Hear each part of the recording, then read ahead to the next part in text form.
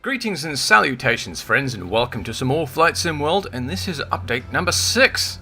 Ah, yes. You thought you were going to get away with it, didn't you? Right, so, the first thing that I want to look at is the new passenger system update. Graphical indication, I guess is the best term. So, I'm going to select an aircraft, as you do. We'll go with the Seneca, because why not? So, to get passengers, obviously, I'm going to click on config. And we've got a quick edit button here that we can play with. We can give it some fuel. Let's give it 50% fuel. We can do custom failures. Nuts to that. We can adjust the payload, so we can fly empty, which is a bit weird. We can fly with just a pilot, which is preferred. Then you can fly with a crew. What does a crew do for us? Okay, crew just gives us a passenger. Okay, front passenger, and then of course the maximum payload, and then the full payload, or the maximum passengers. Thusly, apparently not. It's only half of them, and then of course the maximum payload, which would be everything. That's a bit weird. I would imagine that... low. I just can't read. That's the problem. Low passenger count and then maximum. Okay, so we are going to go with crew and then one rear passenger. And let's make it a supermodel. No. Let's make it somebody of average weight. Or average-ish weight. There we go. So that's that bit done. Now I'm going to go back. Weather conditions, nobody really cares. Right! Here we are! Near Tromsø in Norway. So, we've got passengers. No, we don't. Oh my god. They've all disappeared. Maybe they saw the pilot and said, nope! We're out. See ya! Let's have a look on the outside here. Oh, look at that! Look, passengers. We now have a pilot, and we've got a co-pilot, and... that's it. No, wait, no. There's a passenger back there. There she is. There, right there. There. Or he. There he is. Kind of leaning backwards and forwards. Alright, that's pretty cool. They show up on the outside. Alright, that kind of makes sense. If you put them on the inside of the plane, you would probably have to render them pretty well. Let's just make sure that all our systems are properly... There we go.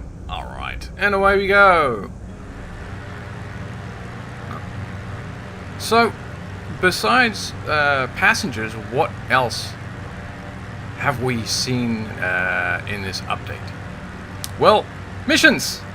New animations. We can add passengers into our missions now. Wonderful. Vertical airspeed recalibration has also occurred across all aircraft, which is handy. I think I'm having a bit of a problem with that. Avionics has been fixed, altering the altitude into the KAP 140. Now works properly. The knobs have been improved, the functionality. And switching the vertical airspeed values no longer resets the altitude. That's pretty nice.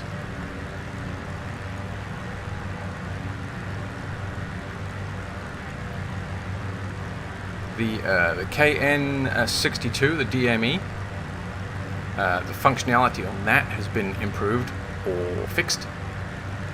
And the Garmin, the transponder, that has also had some work done to it.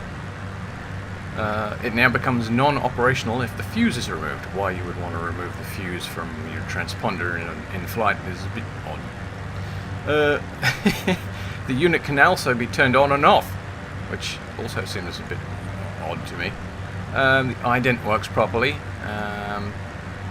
with an 18-second with an 18-second pulse. Now that was some nice weather there. The Cherokee They restored the gauge helper tooltips for the Cherokee. That's nice, that's nice. I had a bit of difficulty flying this externally, actually. Maybe I'll just... There we go. I think I'd rather her nose over slightly. The Seneca. The ambient occlusion has been improved with the door edges in the main panel. The graphical improvements on the main panel itself. The strobe beacon switches have also been fixed. And the autopilot vertical speed mode functionality has been improved. That's always good. The D40, the canopy door handle animation, has now been added. So when you try and open the door, the handle animates. Brilliant! The DA42, graphical improvements to the interior textures and improved door animation. Because doors are very, very important. Because they help you get in and out of things.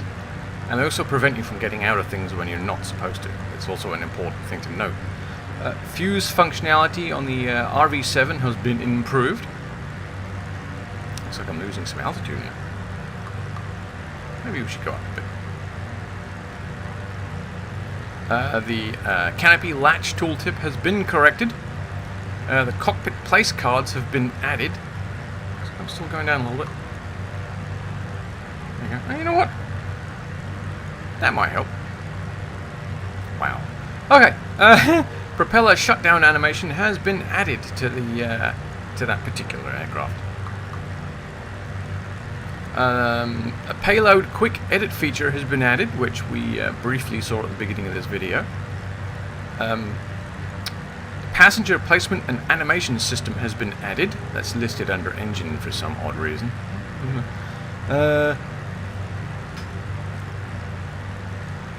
Fixed a crash when touch-and-go aircraft tried to signal a tower at an airport that had its air traffic control closed. Rain noise now stops when the game is paused. That's good. Fixed corrupt tail numbers on planes if you choose a lesson or mission you first fly in a session. What? Ah, okay. I'm definitely going down. I don't want to go down. I'd like to go up a little bit. 360 controller X button remapped. And optimization to ensure interior exterior attachment objects only render in the appropriate camera view. Ah, nice. There's been a couple of changes to the missions and the lessons, which, you know, because the missions and lessons don't have particularly intelligent titles, it's difficult to go over them. LAPL00 remove the ATC window. Pitch and raise nose message now has unique string and voice messages. Increased delay between using the rudder and hearing "that's it" dialogue. Okay. The next one, remove the ATC window. Aircraft is auto straightened at the end of the lesson. And lesson 7, remove the ATC window. Icing conditions. They've improved the introduction on that particular one. Digging the scenery. Sorry. Thought I'd mention that. Blender. They've removed the outro cinematic, which, yeah, I kind of like that idea. And then with the mission editor, they have fixed errant takeoff trigger default reported by the community. The Pro Mission Editor help menu now provides direct link to the manuals, which is pretty good. And workshop publishing crash with missions containing one-shot actions has now been fixed.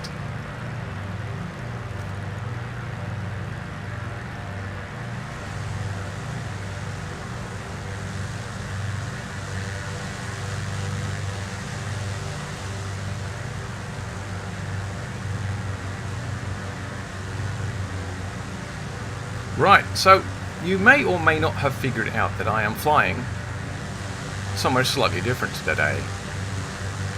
Yes, I'm actually flying around Tromsø.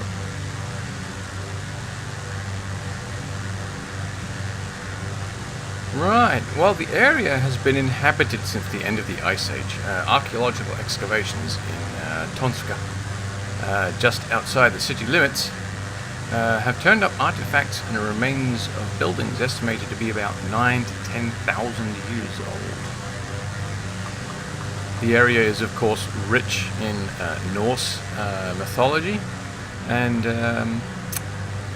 its heritage is also well documented. There was, in fact, a Norse chieftain, Althir, who lived during the 890s and assumed to have inhabited the southernmost reaches of today's Tromsø municipality. The first church on the island of Tromsø was erected in 1252. It was called the Church of St. Mary in Troms, near the Heathens. It was actually built during the reign of King Hakonarsson. At the time, it was the northernmost church in the world. Around the same time, a turf rampart was built to protect the area against raids from Russia.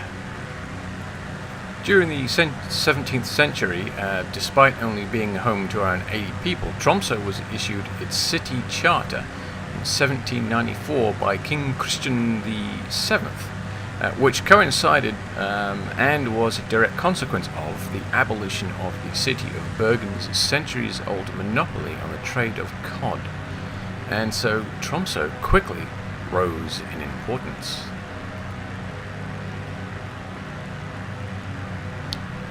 When Germany invaded Norway in 1940, Tromsø served briefly as the seat of Norwegian government.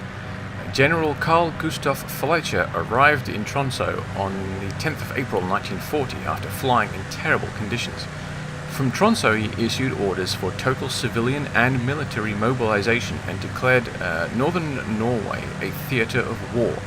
Fleischer's strategic plan was to first wipe out the German forces in Narvik and then transfer a division to Nordland to meet German advancing from Trøndelag. The Germans eventually captured all of Norway after Allied support had been withdrawn, although they encountered fierce resistance from the Finnmark-based Alta Battalion at Narvik. Tromsø escaped the war pretty much unscathed, although there was a small incident involving Tirpitz, not too far from Tromsø itself. As you might imagine, Tromsø is not a particularly warm place, with an average high in January of -3 and an average high in the summer of around 15. These are, of course, are degrees C. Its record low was actually -18.3, and its record high has been as high as 30.2. Of course, being as far north as it is, it does also experience some rather long nights and occasionally long days. Let's see here. The sun tends to remain below the horizon during the polar night from about the 26th of November through to about the 15th of January. That's pretty cool. I should go there with a telescope. And of course, you can actually observe the Aurora Borealis from there, since the northern Norway is located inside the auroral zone. That would be cool. Kind of negates the idea of the telescope, though.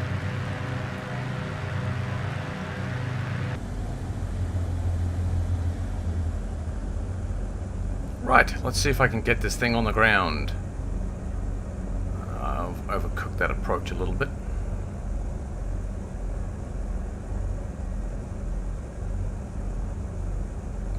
Gear would probably be a good idea.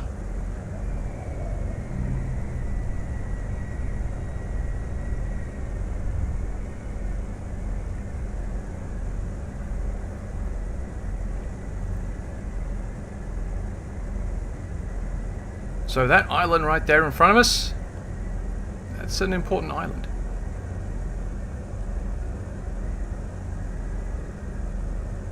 If you go back and look at some newsreels, you'll see that island.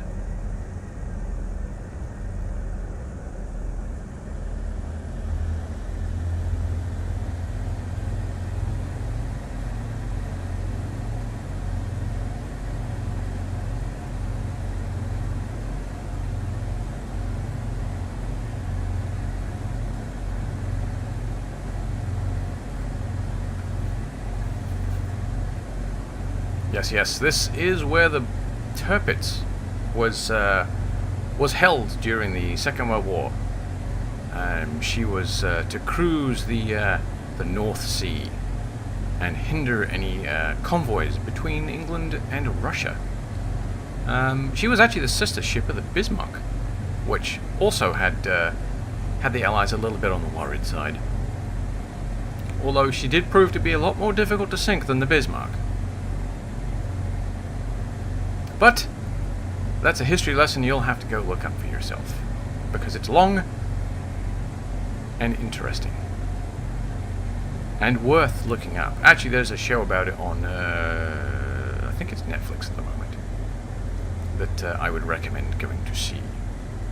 It's even got a little bit of conspiracy theory in it if you're into that kind of thing. Yep, go check it out. Oh, incidentally, it was another one of those raids by the good old Dam Busters. Alright, let's see if I can get this lined up on the middle of the monitor, shall we? Okay, coming a little quick.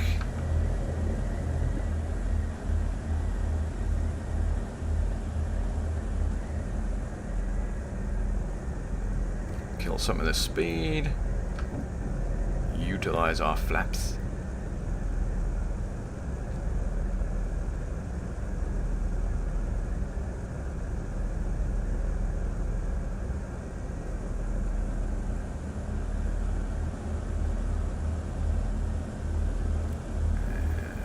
Kill the throttle and keep the nose off the ground as long as possible.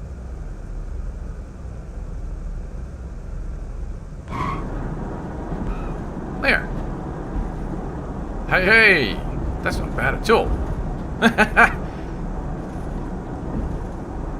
Starting to get the hang of the handling on this in this simulator. I'm glad I picked a spring day for the weather theme, because crosswind would have made that a lot more interesting. Right, well, that's it for the minute. That's the new update with the invisible onboard passengers, who only show up when you... Oh, hey, there we go. Let's put the brakes on. Who only show up when you are on the outside camera. But that's fine. I'm cool with that. Just the fact that we've got some passengers rendering is really interesting.